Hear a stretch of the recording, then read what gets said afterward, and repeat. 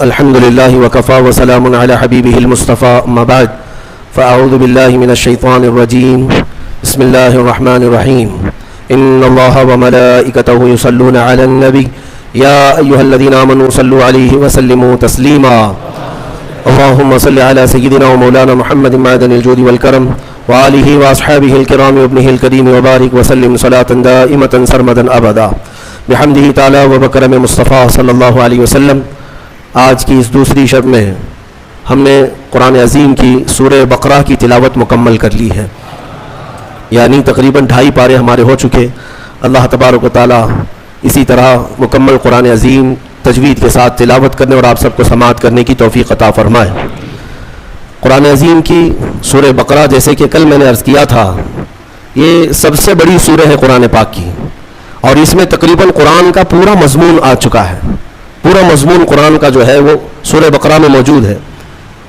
آج جہاں سے ہم نے شروعات کی ہے، اللہ تبارک و تعالیٰ وہاں پر منافقین کی مذمت کرتے ہوئے ہیں جو رسول کریم صلی اللہ علیہ وسلم سے بغض رکھتے ہیں، عداوت رکھتے ہیں دل کے اندر. وہاں سے شروع فرماتا ہے سَيَقُولُ السُّفَهَاءُ مِنَ النَّاسِ مَا وَلَّاهُمْ عَنْ قِبْلَتِهِمُ الَّتِي كَانُوا عَلَيْهَا، یعنی قبلے کے بدلنے والا مسئلہ یہاں سے شروع ہوا. بات یہ تھی کہ پہلے تمام مسلمانوں کا قبلہ بیت المقدس تھا، مسجد اقصی جو فلسطین میں آج واقع ہے. بیت المقدس مسجد اقصی کی طرف سب لوگ منہ کر کے نماز پڑھتے تھے. پچھلے انبیاء کرام کا بھی قبلہ رہا ہے، بہت سارے انبیاء کرام علیہ السلام کا قبلہ بیت المقدس ہی تھا. خود رسول کریم صلی اللہ تعالیٰ علیہ وسلم بھی بیت المقدس کی طرف منہ کر کے ہی نماز پڑھتے رہے جب تک مدینہ طیبہ میں ہجرت کر کے پہنچے، اور وہاں پر بھی 17 مہینے تک حضور پاک صلی اللہ علیہ وسلم مسجد اقصی بیت المقدس کی طرف منہ کر کے نماز پڑھتے رہے. لیکن ایک وقت ایسا آیا میرے عزیزوں، رسول کریم صلی اللہ تعالیٰ علیہ وسلم ظہر کی نماز پڑھا رہے تھے صحابہ کو. میں توجہ چاہتا ہوں، مدینے میں دونوں قبلوں کا جو رخ ہے بالکل اپوزٹ ہے. بیت المقدس اس طرف ہے، خانہ کعبہ اس طرف ہے، دونوں اپوزٹ سائیڈ میں ہیں دو قبلے. آج ہم کس طرف منہ کر کے نماز پڑھتے ہیں؟ خانہ کعبہ کی طرف، کعبے کی طرف منہ کر کے. بیت المقدس مدینے میں جب کھڑے ہوں گے تو بالکل اپوزٹ سائیڈ میں ہوگا، کعبے کے اپوزٹ سائیڈ میں. حضور اکرم صلی اللہ تعالیٰ علیہ وسلم ظہر کی نماز صحابہ کو پڑھا رہے تھے بیت المقدس کی طرف منہ کر کے. 2 رکعت ہو چکی تھی. دل میں خیال آیا رسول کریم کے کہ کاش ہمارا قبلہ بیت المقدس کی بجائے خانہ کعبہ ہوتا تو کتنا اچھا ہوتا، کیونکہ رسول کریم صلی اللہ علیہ وسلم کو مکہ سے بڑی محبت تھی، لگاؤ تھا. پیدائشی وطن بھی ہے، اللہ کا گھر بھی ہے. خانہ کعبہ کی طرف اگر ہمارا منہ ہوتا تو کتنا اچھا ہوتا. یہ کہاں حضور پاک کے دل میں خیال آیا، اور اس خیال کے آتے رسول کریم صلی اللہ علیہ وسلم اپنا چہرہ آسمان کی طرف اٹھا رہے تھے. کبھی آسمان کی طرف دیکھتے اور پھر نماز پڑھاتے. 2 رکعت ہو چکی ہے، اور جب رسول کریم صلی اللہ علیہ وسلم کا چہرہ آسمان کی طرف اٹھا، فوراً جبرائیل امین آیت لے کر نماز میں ہی داخل ہوئے، نازل ہوئے. کیا آیت تھی جس کی آج ہم نے تلاوت کی ہے؟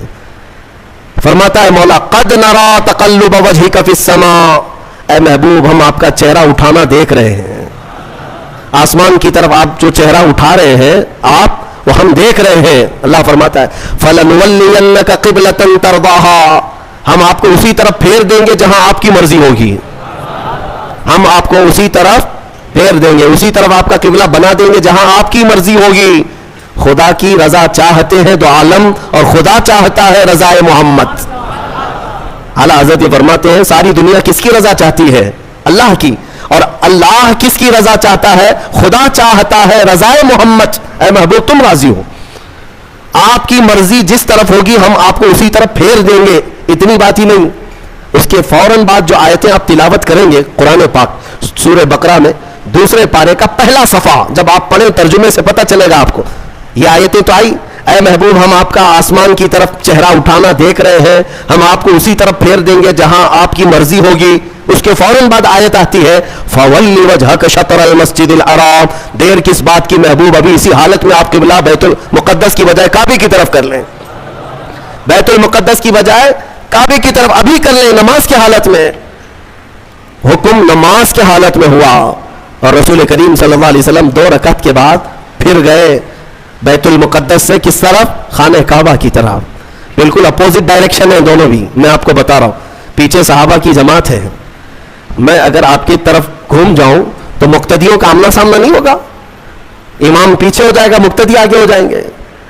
ایک روایت میں ہے رسول کریم صلی اللہ تعالی علیہ وسلم چل کر کے ان صفوں میں سے بیچ میں سے آگے گئے, اور صحابہ نے جب دیکھ لیا حضور کا چہرہ اس طرف تو پوچھا نہیں کیوں, سبوں نے اسی طرف کر لیا.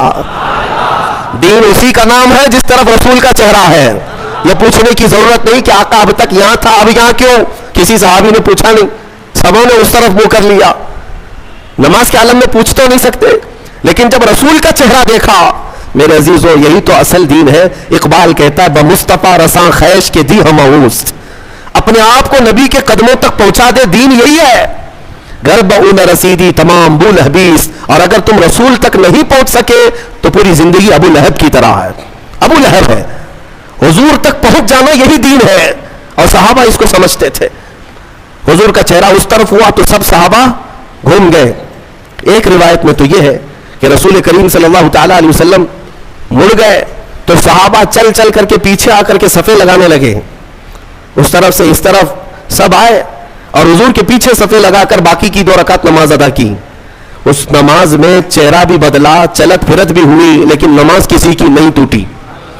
نماز کسی کی نہیں ٹوٹی, اس لیے کہ وہ سارے صحابہ رسول کی اطاعت میں تھے. یہاں تک کہ حکم ہے میرے عزیزوں, لوگ توحید کے نام پر آج کچھ سعودی ایسے گمراہ کرتے ہیں کہ رسول کا خیال آنا بھی نہیں چاہیے نماز میں. نعوذ باللہ. بعض گدھوں نے, بعض کتوں نے یہ تک لکھ دیا کہ حضور کا خیال نماز میں آنا گدھے کے خیال سے بدتر ہے. نعوذ باللہ من ذالک. یہ جملے بھی بولنا ہمارے لیے سخت ہے, لیکن لوگ کتابوں میں لکھ مارے ہیں, آج بھی کتابیں موجود ہیں. صحابہ کو تو دیکھو, ایک صحابی نماز پڑھ رہے تھے, حضور نے بلایا ان کو نام لے کر, وہ نماز پڑھتے رہے. میرے آقا نے پھر بلایا, وہ نماز پڑھ رہے تھے.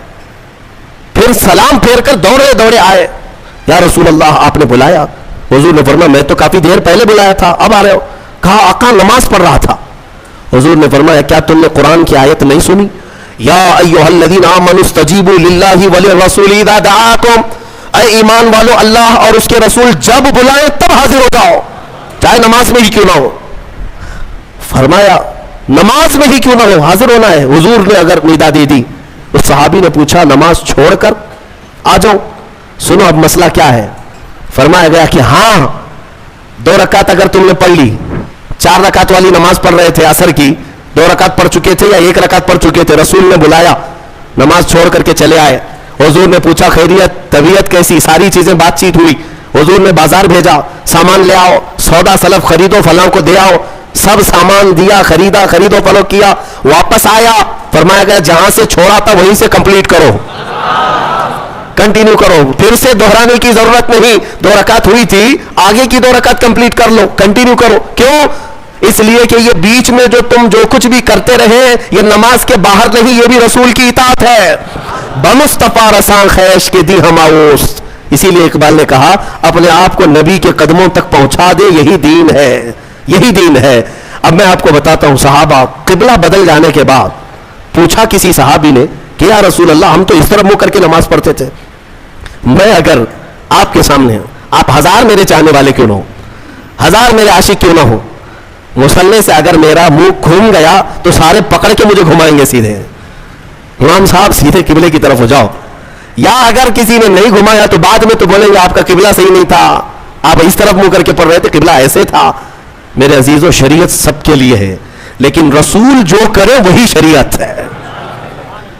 حضور پاک صلی اللہ علیہ وسلم اگر گھوم گئے پورے اپوزٹ ڈائریکشن میں, کسی صحابی نے پوچھا بھی نہیں, بلکہ خود بھی گھوم گئے حضور کی طرف, اور رسول کریم صلی اللہ تعالی علیہ وسلم کی اقتداء میں نماز کمپلیٹ کی. وہ ایک نماز ایسی ہے, 4 رکعت والی ایک نماز ایسی ہے, 2 رکعت بیت المقدس کی طرف منہ کر کے اور 2 رکعت خانہ کعبہ کی طرف منہ کر کے, باقی کسی کی ایسی نماز نہیں ہے. آج بھی وہ مسجد مدینہ طیبہ میں موجود ہے جس کو مسجد قبلتین کہتے ہیں, جہاں یہ قبلہ بدلا تھا, جہاں یہ آیت اتری تھی. اب جو کہنا ہے مجھے وہ یہ ہے, حضور پاک صلی اللہ تعالی علیہ وسلم کے چہرے پاک کا حال یہ ہے کہ اگر آسمان کی طرف اٹھ جائے تو قیامت تک کے لیے قبلہ بدل جائے. سوچو تو ذرا صحیح, اس چہرے پاک کا اثر یہ ہے کہ اگر اٹھ گیا آسمان کی طرف تو ہمیشہ کے لیے قبلہ بدل گیا. جس طرف اٹھ گئی دم میں دم آ گیا, اس نگاہ عنایت پہ لاکھوں سلام. حضور پاک صلی اللہ تعالیٰ علیہ وسلم کے چہرے پاک کے بارے میں تم سمجھ رہے ہو, قبلہ جب مسلمانوں کا قیامت تک کے لیے بدل سکتا ہے تو ایک بار وہ چہرہ اگر ہم سب کی طرف ہو جائے. میرے آقا آؤ کہ مدت ہوئی ہے, تیری راہ میں اکھیاں بچھاتے بچھاتے بڑے دن ہوئے ہیں, تیری حسرتوں میں تیری یادوں میں بڑے دن ہو گئے گھر کو سجاتے سجاتے. اے مومنوں, تمنا یہ کرو حضور کی بارگاہ میں ہمیشہ کہ وہ چہرے جمال جہاں آرا ایک بار نظر آ گیا تمہیں تو تمہارا یہ ادھر ادھر کا قبلہ بدل جائے گا, پھر تمہارا قبلہ اسی محبوب دو جہاں کی طرف ہوگا. ہمارے دلوں کے قبلے کو بدلنا بھی یہ میرے حبیب پاک صلی اللہ علیہ وسلم کا اثر ہے. اب منافقین جو ہے بات بنانے لگ گئے. میں یہاں پر ایک اور نقطہ عرض کر دوں. صحابہ کا حال یہ تھا کہ انہوں نے کسی نے پوچھا نہیں 2 رکعت ادھر اور 2 رکعت ادھر کیوں, بلکہ صحابہ جانتے تھے کہ جو رسول کرے وہی دین ہے, وہی شریعت ہے. ایک صحابی سے پوچھا حضور پاک صلی اللہ تعالیٰ علیہ وسلم ظہر کی نماز میں قرات کرتے تھے کہ نہیں کرتے تھے؟ حضور ظہر کی نماز میں قرات کرتے تھے. آپ سب کو معلوم ہے نا 3 نمازیں جہری ہیں, 2 نمازیں سری ہیں, فجر مغرب عشاء, اس میں زور سے قرات کرتے ہیں امام, ہے نا. اور ظہر اور عصر میں زور سے نہیں کرتے, خاموش. لیکن کرتے ہیں کہ نہیں کرتے تم کو کیا معلوم؟ خاموش کھڑے رہتے نا امام, تو آپ کو پتا ہے پیچھے صفوں میں کھڑے رہتے امام صاحب پڑھتے بھی ہیں کہ نہیں پڑھتے, کسی کو نہیں پتا. اب حضور پاک صلی اللہ علیہ وسلم ظہر کی نماز میں آہستہ ہی صحیح کچھ پڑھتے تھے کہ نہیں پڑھتے تھے؟ ایک صحابی سے پوچھا گیا. اس صحابی نے کہا ہاں رسول اللہ تلاوت کرتے تھے. کہا سنائی دیتا تھا؟ کہ نہیں. کیسے پتا؟ وہ صحابی کہتے ہیں میں پیچھے صف میں کھڑا رہتا اور حضور کے چہرے کی طرف دیکھتا, آپ کی داڑھی مبارک ہلتی رہتی تھی, داڑھی مبارک ہلتی رہتی تھی. اس کا مطلب یہ ہے کہ میرے آقا نماز میں خاموش نہیں تلاوت کیا کرتے تھے. اے میرے عزیزوں, ان صحابہ سے پوچھو نماز میں تمہیں کعبے کی طرف دیکھنا چاہیے یا رسول کے چہرے کی طرف؟ ان صحابہ کی ترجمانی اگر کہیں سے ملتی ہے تو بریلی کے امام کی زبان میں. وہ کہتا ہے حاجیوں آؤ شہنشاہ کا روضہ دیکھو, کعبہ تو دیکھ چکے, کعبے کا کعبہ دیکھو, کعبے کا کعبہ دیکھو. صحابہ جو دیکھتے تھے وہ کیا تھا؟ کعبے کا کعبہ تھا, اور وہ ان کی نمازیں نہیں ٹوٹتی تھی. ہاں آپ سب چاہے کتنا بھی بڑا امام ابھی آئے, آپ کو حکم نہیں ہے کہ امام کی طرف دیکھتے رہو, آپ کو حکم نہیں ہے, آپ کعبے کی طرف منہ کر کے رکھو. اب کے زمانے میں امام کے پیچھے ہیں آپ, لیکن امام کو دیکھتے مت رہو نماز میں کہ امام کی ٹانگ اٹھی ہے یا پیر اٹھا ہے, پیجامہ نیچے آیا ہے, کیا ہو رہا ہے اس کا نماز میں, یہ تمہیں حکم آج نہیں ہے. نماز میں اگر کھڑے ہو گئے تو قبلے کی طرف منہ رہے. صحابہ کرام کا حال یہ تھا کہ وہ اپنے رسول کو دیکھا کرتے. اتنا ہی نہیں میرے عزیزوں, اتنا ہی نہیں, ایک اور بات میں بتا دوں. آج مدینہ طیبہ میں اگر آپ جائیں گے, اللہ سب کو حاضری نصیب فرمائے. یہ حضور کا محراب اس طرف ہے سامنے, حضور پاک صلی اللہ تعالیٰ علیہ وسلم کا محراب سامنے ہے. اور جب محراب کی طرف منہ کر کے کوئی کھڑا رہے گا تو بائیں ہاتھ کی جانب حضور صلی اللہ تعالیٰ علیہ وسلم کا حجرہ, جو روضہ ہے آج بھی حضور کا, وہی حضور کا حجرہ تھا جس میں میرے آقا صلی اللہ علیہ وسلم حضرت عائشہ صدیقہ رضی اللہ تعالیٰ عنہا کے ساتھ قیام فرماتے. وہ حجرہ عائشہ صدیقہ ہے جس میں میرے آقا دفن ہے. آج کہاں ہے وہ؟ یہ سامنے محراب, اور ادھر بالکل بائیں سائیڈ میں حجرہ ہے حضور کا, دروازہ بھی اس کا وہی تھا. جب اقامت یہاں بولتا مؤذن, حضور حجرے سے نکلتے تھے, اور جب حضور حجرے سے نکلتے صحابہ کھڑے ہو جاتے تھے اور صفیں لگ جاتی تھی. اندازہ کرو قبلہ ادھر ہے اور حضور کا حجرہ ادھر ہے بائیں جانب. حضور اکرم صلی اللہ تعالیٰ علیہ وسلم کی وفات سے چند دنوں پہلے کی بات ہے, یہ آخری ایام ہے ظاہری زندگی کے, جب رسول کریم صلی اللہ تعالیٰ علیہ وسلم علالت میں تھے. تکلیف بہت زیادہ تھی, بخار کی شدت تھی, 1 مہینے تک بخار کی شدت رہی, سفر کے مہینے میں. ان دنوں میں بعض مرتبہ ایسا ہوا حضور اکرم صلی اللہ تعالیٰ علیہ وسلم اپنے حجرے سے نکلتے تو 2 صحابہ کے کندھوں پر ہاتھ رکھ کر کے آتے تھے. تکلیف کی شدت تھی لیکن پھر بھی مسجد میں آ جاتے تھے. لیکن آپ کی وفات سے چند دن پہلے ایسے حالات پیش آئے کہ حضور اپنے حجرے سے باہر نہیں آتے تھے. صحابہ کی نمازیں کون پڑھاتا تھا؟ حضرت ابو بکر صدیق پڑھاتے تھے. مصلی پر آپ بڑھتے, نمازیں آپ پڑھاتے. 17 نمازیں حضرت ابو بکر صدیق نے پڑھائی. ایک روایت میں پڑھتا ہوں تو آنکھیں بھیگ جاتی ہیں. مغرب کی اذان ہو چکی, صفیں لگ چکی, मुअज्जिन इकामत बोल चुका, हजरत अबू बकर सिद्दीक मुसल्ले पर जा चुके, तकबीर बांध लिए, अचानक हुजूर का हुजरा खुल गया। कई दिन से मेरे आका आए नहीं थे। जैसे हुजरा खुला, सारे सहाबा मुड़ करके मेरे आका की तरफ देखने लग गए, किबले की तरफ नहीं, हुजरे की तरफ सब मुड़ गए। और जब रसूल करीम सल्लल्लाहु ताला अलैहि वसल्लम के चेहरे पाक की चमक देखा, सारे सहाबा के दिलों में ऐसी रिक्कत तारी हो गई, उनकी आवाजें बुलंद हो गई। बाज ने हाथ पर आवाज मार मार करके कहा, अबू बकर पीछे आ जाओ, आफ्ताब रिसालत आ चुके हैं, रसूल करीम सल्लल्लाहु ताला अलैहि वसल्लम आ चुके। मैं ये नमाज की हालत की बात कर रहा हूं, नमाज की हालत। सहाबा जानते थे कि रसूल की रजा ही ये अल्लाह तक पहुंचने का जरिया है। अगर रसूल को राजी कर लिया तो सारी इबादतें हैं, और अगर वो राजी ना तो सारी इबादतें फजूल हैं। सहाबा इकराम रिज़वानुल्लाहि ताला अलैहिम अजमईन ने जब आवाज लगाई तो वो अबू बकर सिद्दीक मुसल्ले पर जो है, मेरे अजीजों, मुसल्ले पर जा चुका इमाम, तकबीर बांधा हुआ इमाम, जब आवाज आई पीछे से तो वो खुद भी बाएं जानिब मुड़कर देखते हुए पीछे की तरफ आने लग गए। नमाज तोड़ करके नहीं, रकात बांध करके पीछे की तरफ आने लग गए। रसूल करीम सल्लल्लाहु ताला अलैहि वसल्लम जब तशरीफ लाए तो मुसल्ले पर मेरे आका सल्लल्लाहु ताला अलैहि वसल्लम को बिठाया गया। ये कैसी नमाजें थी, कैसी नमाज। हम और आप अगर हरकत भी करें तो नमाज टूट जाए, नमाज बातिल हो जाए, फासिद हो जाए, लेकिन रसूल के लिए अगर चेहरा फिर भी गया तो नमाज बातिल नहीं, बल्कि मैं कहता हूं वही तो आईने नमाज है। सालिमो, तुम कहते हो रसूल का ख्याल आना, मुआज़ अल्लाह रब्बिल आलमीन, बुरे कलमात कहते हो, गधे के ख्याल से बदतर है। उन सहाबा से पूछो, वो अल्लाह रब्बुल इज्जत की इबादत करते थे लेकिन रसूल के चेहरे को भी देखा करते थे। इसलिए मैंने कल ही आपके सामने ये अर्ज किया, कुरान की अगर तफसीर भी सुनना हो तो सुननी हो, शर्त यह है कि दिल को मोहब्बत मुस्तफ़ा का एक अजीम मदीना बनाओ, तभी तुम्हें कुरान की आयतें समझ में भी आएगी, तभी तुम्हें कुरान का लुत्फ भी मिलेगा और लज्जत भी मिलेगी।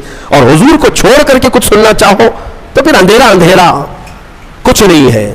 बहरहाल ये किबले के तब्दील होने वाली जो आयतें आई, इस पर यहूदियों ने बहुत वावेला मचाया, बहुत वावेला मचा रहे। इतने सालों से किबला था, नबियों का किबला था, इन्होंने बदल दिया, इन्होंने बदल दिया, या आकर के बदल दिए, इस तरह की बातें आने लगी। तो रब तबारक व तआला ने अभी अपने हबीब सल्लल्लाहु ताला अलैहि वसल्लम से ये फरमाया, आप इरशाद फरमाए, वमा अंत बिताबिइन क़िबलतहुम, आप फरमा दें उनसे कि मैं तुम्हारी किबले की पैरवी करने नहीं आया, बल्कि रसूल जो कह देंगे वही किबला है। अजीज़ान गिरामी वक़ार, किबले की तब्दीली का हुक्म जो आया वो इसी पारे में उसका जिक्र है। और उसके बाद पूरे उस दूसरे पारे में कई अहकाम नाजिल हुए, कई अहकाम हैं शहीदों के मुतालिक इसी आयत में है। फरमाया रब ताला ने, जो अल्लाह की राह में मारे जाएं उन्हें मुर्दा न कहो, वो जिंदा हैं, बल अहयाउन वलाकिन ला तशउरून। बाज लोग हमसे पूछते हैं, आप रसूल को वफात के बाद भी जिंदा मानते हैं, कुरान की कोई दलील है आपके पास? कुरान की कोई दलील है, कुरान की कोई आयत है? मियाँ मैं वही पढ़ रहा हूं आपके सामने, वला तक़ूलू लिमन युक़तलू फी सबीलिल्लाहि अमवात, जो अल्लाह की राह में मारे गए हो उन्हें मुर्दा ना कहो। हर सुन्नी मुसलमान जानता है। तो सबसे पहले ये कहते हैं लोग, अरे मियाँ ये तो शहीदों के लिए आयत है। हम कहते हैं कैटेगरी अगर आपको बताऊं शहीद का मकाम कब आता है, अल्लाह ताला ने आयत में फरमाया, अनअमल्लाहु अलैहिम मिनन नबिय्यीन वस्सिद्दीकीन वश्शुहदा वस्सालिहीन।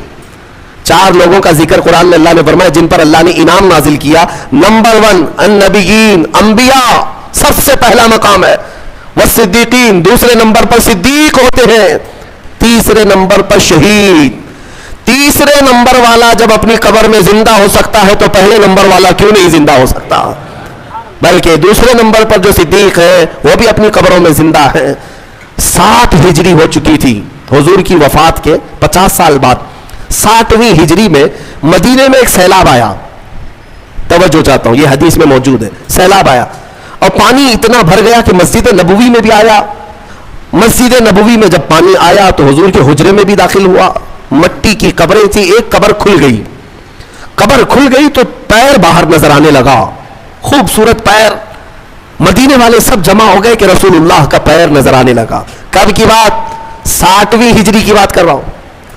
60 हिजरी, हुजूर की वफात के 50 साल बाद। तो सहाबा भी जमा हुए। उसमें फिर एक ताबई हजरत उरवा बिन जुबैर रदियल्लाहु وہ آگے بڑھے اور انہوں نے کہا, غور سے دیکھا, قدم کو چھوا بھی اور لوگوں سے کہا, اے مدینے والوں, یہ اللہ کے رسول کا قدم نہیں, یہ عمر ابن خطاب کا قدم ہے. میں اچھی طرح سے جانتا ہوں, واللہ ہذہ لقدم عمر, قسم خدا کی یہ پیر عمر ابن خطاب کا ہے. اور روایت بیان کرنے والے کہتے ہیں کہ پیر کو جب چھوتے تھے تو خون اپنی جگہ سے ہٹ جایا کرتا تھا, جیسے زندوں کو چھوئیں تو خون ادھر سے ادھر ہوتا ہے. یہ 60ویں ہجری میں کس کا پیر؟ عمر ابن خطاب رضی اللہ تعالیٰ عنہ کا, جن کے پہلو میں آرام کرنے والا زندہ ہے, تو پھر اس رسول کی برکت کا حال کیا ہوگا. تو زندہ ہے واللہ, تو زندہ ہے واللہ, میری چشم عالم سے چھپ جانے والے. جو تم کو مردہ کہے وہ مردہ ہے واللہ, اور اے رسول پاک تم زندہ ہو واللہ, تم زندہ ہو واللہ. یہ ایک عقیدہ یہاں سے لے کر کے چلو. شہداء کی زندگی کا بھی تذکرہ آج کی تلاوت میں ہم نے حاصل کیا. اور ایک اہم چیز آج کے پارے میں ہم نے جو تلاوت کی وہ ہے حج کے احکام. تقریباً اس میں آ گئے الحج اشہر معلومات. اب رمضان کے بعد جو مہینہ شروع ہوگا وہ حج کا مہینہ ہے. شوال, ذی القعدہ, ذی الحج. شوال کا پورا مہینہ, ذی القعدہ کا پورا مہینہ, اور ذی الحجہ کے 10 دن قرآن کہتا ہے یہ حج کے مہینے ہیں. فمن فرض فیہن الحج, جس پر حج فرض ہو گیا پھر وہ کوئی گناہ نہ کرے, فلا رفث ولا فسوق ولا جدال فی الحج. زنا, خواہشات نفسانیہ, یا پھر جھگڑا, یا پھر کوئی ایسا فسق والا عمل نہ کرے, حج جس پر فرض ہو گیا. اب حج کس پر فرض ہوا؟ ہمارے ہاں تو یہی حال ہے کہ بیٹی کی بھی شادی ہو چکی ہو, بیٹے کی بھی ہو چکی ہو, سب کے عقیقے بھی ہو چکے ہوں, ان کے تمام کام سب ہو چکے ہوں, بال سفید ہو گئے ہوں, کمر ٹیڑھی ہو گئی ہوں, تب حج فرض ہو رہا ہے. یہاں حج کیا فرض ہو رہا ہے؟ اس وقت تو قبر فرض ہونے والی ہے. ابھی حج جو ہے عمر کے اعتبار سے فرض نہیں ہے. صاحب استطاعت کسے کہتے ہیں؟ حج پر جانے اتنی رقم تمہارے پاس ہے, 1 مہینہ حج کے لیے لگتا ہے, اور جاؤ گے تو تمہارے گھر والوں کو راشن پانی مل جائے گا 1 مہینے کا, تو حج فرض ہو گیا. 50 لاکھ کا گھر بنا لیتے ہیں, 5 لاکھ کا حج نہیں ہو سکتا. سمجھ لو تمہارے پاس اس زمانے میں 5 لاکھ ایکسٹرا ہے, تو میرے اندازے کے مطابق اس پر حج فرض ہو چکا. اور میرے آقا صلی اللہ علیہ وسلم نے فرمایا جس پر حج فرض ہوا اور وہ حج کے لیے نہیں گیا, میرے آقا فرماتے ہیں مجھے اس کی پرواہ نہیں کہ وہ یہودی ہو کے مرے یا عیسائی ہو کے مرے. حج کی فرضیت کو ہلکے میں لیتے لوگ. میں وہاں حج میں اکثر جا کر دیکھتا ہوں, سب سے بوڑھے حاجی کہیں کے ہوتے ہیں تو ہندوستان کے, پاکستان کے, بنگلہ دیش, سب سے بوڑھے حاجی ایسے لٹکے ہوئے آتے ہیں بیچارے. ان کو نہ عرفات کا میدان معلوم, نہ مینا, نہ مزدلفہ. احکام کیا کریں گے؟ راستے پہ بیٹھ گئے, بلاتے چلیے حاجی صاحب عرفات کا میدان وہاں, اس میں ٹھہرنا فرض ہے. کہا نہیں بابا تھک گئے, اللہ معاف کرے گا. اللہ تو یہاں ہندوستان میں بھی معاف کرتا. گئے تو پیسے دے کر کے, احکام تو پورے کرنے ہی ہے. اگر احکام کیے بغیر تم یہ کہتے بیٹھ جاؤ تو میرے عزیزوں یہ مذاق ہے. اسی لیے جوانی میں اگر مال آ گیا, استطاعت آ گئی, تو جوانی میں حج فرض ہے. انڈونیشیا والوں کے بارے میں ہم نے سنا ہے, حج نہیں کرتے تو ان کو لڑکی بھی نہیں دیتے ہیں. شادی کرنے سے پہلے وہاں جوان لوگ حج کر چکے ہوتے ہیں. حج نہیں تو عمرہ. غریب آدمی عمرہ کرے گا تو اس کو بیوی ملے گی. لہذا آپ میں سے جو اس طرح کے خیالات پالتے ہو کہ ابھی بہت کام باقی ہے, بعد میں دیکھ لیں گے حج, تو ان کے لیے یہ وعید ہے. کچھ بوڑھے جا چکے حج کے لیے, لیکن بہت سے تو ایسے ہیں موت آ گئی, وہ پلاننگ کرتے رہ گئے اور موت آ گئی, پھر ان کے لیے وہی وعید ہے جو حدیث پاک میں آئی ہے. پتہ نہیں ان کا خاتمہ کس انجام کے ساتھ ہوا ہو. حضور فرماتے ہیں مجھے اس کی پرواہ نہیں کہ یہودی ہو کے مرے یا عیسائی ہو کے مرے. اللہ نے اگر طاقت دی ہے, استطاعت دی ہے اور مال دیا ہے تو حج کر لیا کرے. یہ حج کے احکام بھی اس بارے میں آج ہم نے تلاوت کی ہے. اور خصوصیت کے ساتھ آخری بات میں عرض کروں, 3 پارے کی شروعات تھی, ہم نے جو آیتیں تلاوت کی وہ آیت الکرسی ہے. اللہ لا الہ الا هو الحی القیوم. یہ ایک آیت ایسی ہے جس کو آیت الکرسی کہتے ہیں. ایک آیت ہے پوری, اور اس کے متعلق فضائل اتنے آئے ہیں کہ اللہ تعالیٰ نے اپنے رسول کو خاص تحفے کے طور پر آیت الکرسی عطا فرمائے. جو آیت الکرسی پڑھ لیتا ہے وہ ساری بلاؤں سے محفوظ ہے. رات کو اگر پڑھ کر کے سویا تو اس کا گھر جلنے سے محفوظ. جلنے سے، چوری ہونے سے محفوظ. بلکہ آیت الکرسی پڑھنے والے کے متعلق یہ بھی ہے کہ اگر ہر فرض نماز کے بعد کسی کی عادت ہے کہ وہ آیت الکرسی پڑھ لیا کرتا ہے ہر فرض نماز کے بعد، تو فرمایا گیا کہ جب اس کی روح نکلنے کا وقت آئے گا، اس کی روح نکلنے کا وقت آئے گا تو ایسا ہوگا کہ اس کی روح ادھر نکالی جا رہی ہوگی، ایک قدم دنیا میں ہوگا، دوسرا قدم جنت میں ہوگا. اور اس کی روح قبض کرنے کے لیے بھی یہ حکم آیا کہ اتنی آسانی کے ساتھ اس کی روح نکالی جائے گی کہ اسے اندازہ بھی نہیں ہوگا، پتہ بھی نہ چلے گا. آیت الکرسی پڑھنے کی عادت ڈالو، حفاظت کے لیے بھی، اور جو اللہ رب العزت سے بے پناہ محبت کرنا چاہتا ہے، اپنے رب سے بے پناہ محبت کر کے قریب ہونا چاہتا ہے، اسے آیت الکرسی کا ورد ضروری ہے. وہ جس قدر آیت الکرسی پڑھے گا مولا تعالیٰ اتنا قریب اس بندے کو کرتا جائے گا. اور ایک بات یاد رکھ لیں، الحمدللہ بچپن سے ہمیں بھی عادت ہے، آیت الکرسی پڑھنے والے کی ایک اور فضیلت ہے کہ اسے پھر دوسری کرسی کی لالچ بھی نہیں آئے گی. ہاں، کرسی والوں کو میں یہ کہتا ہوں آیت الکرسی پڑھا کرو تاکہ یہ نحوست دل سے نکل جائے.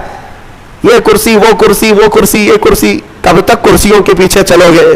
جس کے پاس آیت الکرسی ہو، جیسے دیکھو اجمیر کے خواجہ کی کرسی آج تک کوئی نہیں ہلاتا، کوئی نہیں ہلاتا، اور اس کرسی کے لیے کبھی الیکشن بھی نہیں ہوتا. ہماری بات ہمارے اور 100 نسلیں بھی آئیں گی، ہندوستان کا بادشاہ وہ نسلیں غریب نواز کو ہی سمجھا کریں گی. کیوں؟ وہ آیت الکرسی والے بادشاہ ہیں. لہذا ہے سنی مسلمانوں، آیت الکرسی کا ورد رکھو. یہ کرسیوں کی لالچیں بھی بہت خطرناک ہوتی ہیں، بسا اوقات انسان کو کافر بنا دیتی ہیں، بسا اوقات انسان کو گمراہ کر دیتی ہیں. ہم نے دیکھا ہے اولیاء اکرام کی تعلیم میں، اولیاء اکرام جب کسی کی تربیت کرتے ہیں نا تصوف میں، تو تربیت میں سب سے پہلے وہ 2 چیزوں کو مارتے ہیں. پہلی چیز یہ ہے کہ کھانے میں لالچی نہ ہو، بہت زیادہ کھانا بند کر دو. اگر کسی ولی کے دربار میں تربیت لینا ہے تو پہلی تربیت وہ یہ کرتے ہیں کھانے پر کنٹرول. اور دوسری تربیت کسی بھی مقام، مرتبے، منصب اور کرسی کی لالچ ہرگز نہیں. کوئی عمل اس لیے نہیں کرے گا کہ مجھے یہ مقام ملے، دنیاوی منصب ملے. اسی لیے میرے آقا صلی اللہ تعالی علیہ وسلم نے بھی ارشاد فرمایا کہ دنیا طلب کرنے والا اگر علم دین بھی حاصل کرے گا تو ایسا ہی ہے جیسے خنزیر کے گلے میں موتیوں کا ہار ڈالا جا رہا ہے. حب جاہ، حب مال، حب مقام، حب منصب، یہ بری خصلتیں ہیں. اللہ ان تمام چیزوں سے ہمیں محفوظ رکھے. من رکع فرفع، حضور نے فرمایا جو جھک گیا اللہ اسے بلند کرتا ہے، اور جو اکڑ گیا اللہ اسے ہمیشہ ذلیل کرتا ہے. تو یہ کرسیاں ہی ہیں جو اکڑ پیدا کرتی ہیں. آیت الکرسی کا ورد ہمیشہ رکھو، بہت ساری چیزوں سے تمہیں محفوظ کر دے گی. آخری بات، سو اس میں تیسرے پارے کی ایک بہت ہی اہم چیز بیان ہوئی ہے. وہ کیا ہے؟ ابراہیم علیہ الصلوۃ والتسلیم نے ایک بار اللہ رب العزت کی بارگاہ میں سوال کیا، اے مولا مجھے دکھا تو مردوں کو زندہ کیسے کرتا ہے. اللہ نے پوچھا کہ اے ابراہیم کیا تجھے یقین نہیں ہے؟ کہا کیوں نہیں، یقین ہے مولا لیکن آنکھوں سے دیکھنا چاہتا ہوں.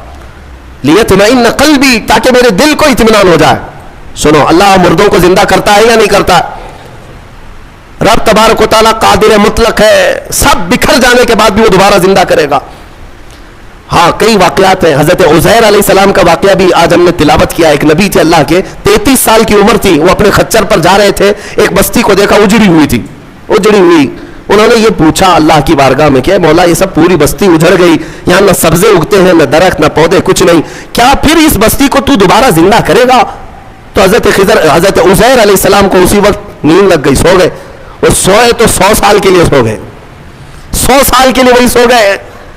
اور جس خچر پر آئے تھے، جو کھانا لے کر کے آئے تھے، اس کو بھی نیند لگ گئی. نیند کیا ہے؟ موت کی بہن ہے. اللہ نے سلا دیا. 100 سال کے بعد اٹھایا اللہ نے. پوچھا عزیر سے کتنے دن یہاں ٹھہرے رہے؟ کہا میں تو صبح آیا تھا، دوپہر ہو رہی ہے. اللہ نے فرمایا ذرا اپنے خچر کو دیکھو، تمہارے کھانے کو دیکھو، تم 100 سال یہاں ٹھہرے ہو. حضرت عزیر جب اٹھے اور گئے تو ان کی عمر تو 33 تھی، ان کی عمر تو 33 سال ہی تھی. مولا 100 سال سلایا، اس کے بعد بھی جوان ہی اٹھایا. جب اپنی آبادی میں آئے تو ان کے زمانے کے بچے بھی بوڑھے ہو چکے تھے. خود ان کی اولاد جو ان کے بیٹے تھے وہ ان سے بھی بڑے ہو چکے تھے. 118 سال، 115 سال، 110 سال کے ان کی عمریں ہیں، اور حضرت عزیر کی عمر تو 33 سال ہے. حضرت عزیر آئے اور کہا میں عزیر ہوں، اللہ کا نبی. لوگوں نے انکار کر دیا کہ وہ 100 سال پہلے جا چکے، تم کہاں سے آئے ابھی؟ ایک خاتون جو ان کے گھر کی کنیز تھی وہ بہت بوڑھی ہو چکی تھی. اس نے کہا میں عزیر کو 2 علامتوں سے پہچانتی ہوں, اگر وہ 2 علامتیں اس کے اندر ہیں تو یہ عزیر ہے. وہ آئی, کہا ایک تو یہ ہے کہ پورے زمانے میں تورات اگر کسی کو لفظ بلفظ یاد ہے تو صرف عزیر علیہ السلام کو, کسی کو نہیں. ایک علامت یہ ہے. دوسری یہ ہے کہ ان کی پیٹھ پر ایک نشان ہے جو کسی کے اندر نہیں ہے, وہ میں دیکھ چکی ہوں.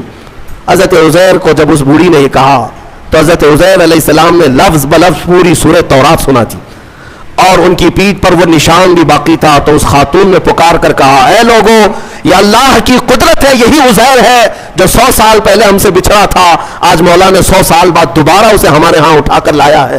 یہ واقعہ کیوں پیش آیا؟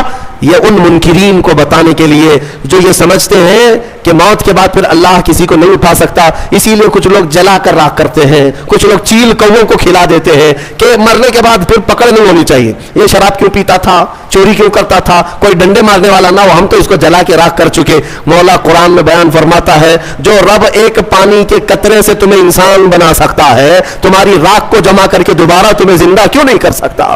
وہ قادر مطلق ہے, دوبارہ اٹھائے گا. ہمارا عقیدہ کیا ہے؟ موت کے بعد ہم دوبارہ ہوں گے کہ نہیں ہوں گے, لیکن اس دنیا میں نہیں, پنیہ جنم نہیں. ہاں, یہ پنیہ جنم والا نہیں ہے. ہمارا جو عقیدہ ہے وہ یہ ہے کہ مریں گے یہاں, اٹھیں گے قیامت کے دن. قیامت سے پہلے پھر کسی کی آتما نہیں اٹھنے والی ہے, جس کی اٹھتی ہو بیوقوف ہے. ہاں, وہ جو مشہور کرتے ہیں کہ اس کی آتما آئی, اس کی آتما آئی, کسی کی آتما نہیں آتی. ہاں, یہ بات یاد رکھیں, شیطان کھیلتا ہے, روحیں جا چکی, ایک بار نکل گئی تو اب قیامت کے دن دوبارہ زندہ ہوں. الحمدللہ ہمارا عقیدہ یہی ہے, اسلام کا عقیدہ, یہ ہم مرنے کے بعد عالم برزخ میں جاتے ہیں اور پھر مولا قیامت کے دن اٹھاتا ہے. اس سے پہلے ہمارا عقیدہ یہ نہیں کہ ہم مرنے کے بعد پھر کبھی چوہا بن کے اٹھیں گے, بلی بن کے اٹھیں گے, کتا بن کے اٹھیں گے. ہاں, اچھے کام کیا تھا تو اچھا بن کے دوسرے جنم میں پیدا ہوگا, برا کام کیا تھا تو کتا بن کے جنم لے گا. یہ نہیں ہے. الحمدللہ ہمیں اللہ نے انسان بنایا تھا, انسان ہی اٹھیں گے. ہاں, کتوں والا عقیدہ مت رکھو, چوہوں والا اور بلیوں والا عقیدہ مت رکھو, ہمارا یہ عقیدہ نہیں. جو بات میں عرض کر رہا تھا وہ ابراہیم علیہ السلام کی. ابراہیم علیہ السلام نے پوچھا رب سے تو کیسے زندہ کرتا ہے مرنے کے بعد؟ تو رب نے فرمایا کیا تجھے یقین نہیں؟ کہا یقین ہے, میں آنکھوں سے دیکھنا چاہتا ہوں. کہا ٹھیک ہے, 4 پرندے لے لو اور ان کو ذبح کرو اور پھر ان کو قیمہ بنا دو, چاروں کا گوشت مکس کرو اور سب ملا کر کے 4 حصے کرو, ایک حصہ اس پہاڑ پر, دوسرا اس پہاڑ پر, تیسرا اس پہاڑ پر, چوتھا اس پہاڑ پر. 4 پہاڑوں پر گوشت رکھ کر کے آؤ, یہ مکس قیمے کا, اور پھر اپنی جگہ پر کھڑے ہو جاؤ, ان پرندوں کے نام لے کر کے بلاؤ. ابراہیم علیہ السلام کو یہ پروسیس کرایا گیا. ابراہیم علیہ السلام نے کیا کیا لیے؟ ایک کوا لیا, توجہ چاہتا ہوں, کیا لیا؟ کوا لیا. دوسرا مرغا لیا, تیسرا کبوتر, چوتھا مور. 4 پرندے لیے, کوا, مرغا, کبوتر, مور. 4 پرندے لیے اور چاروں کو ذبح کیا, پھر ان کا قیمہ بنایا. گوشت سب قیمہ بنا کر مکس کیا اور 4 حصوں میں 4 پہاڑوں پر رکھ کر آئے. پھر اپنی جگہ پر آ کر کے انہیں پکارا. اللہ کے حکم سے مرغا بھی آئے, کوا بھی آئے, کبوتر بھی آئے اور مور بھی آئے. خدا کی قدرت دیکھیں, وہ قیمہ ہوا میں اڑنے لگا اور جس جس پرندے کا جو گوشت تھا وہ اپنے اپنے جسم میں ملنے لگا, اور پھر ان کی جو منڈیاں تھی, منہ, وہ ابراہیم علیہ السلام کے پاس تھی. دھڑ صرف تنہا اڑتا ہوا آیا, اپنے اپنے منہ سے جڑ گیا اور اڑ کر چلے گئے. اللہ نے اپنی قدرت کا مشاہدہ اپنے نبی کو کروایا. ابراہیم علیہ السلام, مردوں کو مولا کیسے زندہ کرتا ہے یہ نبی کو سامنے کر کے دکھایا گیا. لیکن صوفیہ کرام کی بھی ایک تعلیم ہوتی ہے. میر عبد الواحد بلگرامی رضی اللہ عنہ, سبع سنابل شریف کے مصنف, فرماتے ہیں ابراہیم علیہ السلام کو یہ پروسیس کیوں کرایا گیا؟ یہ 4 پرندے آپ نے کیوں لیے؟ صوفیہ کے جو نقطے ہوتے ہیں بڑے اہم ہوتے ہیں. میں نے 4 پرندے کہا, یاد ہے نا 4 پرندے؟ ہاں, وہ ایسی ہی نہیں ہے کہ فارمیلٹی کے لیے میں نے آپ کے سامنے گنا دیے. توجہ, کوا, مرغا, کبوتر, مور, یہی 4 پرندے کیوں؟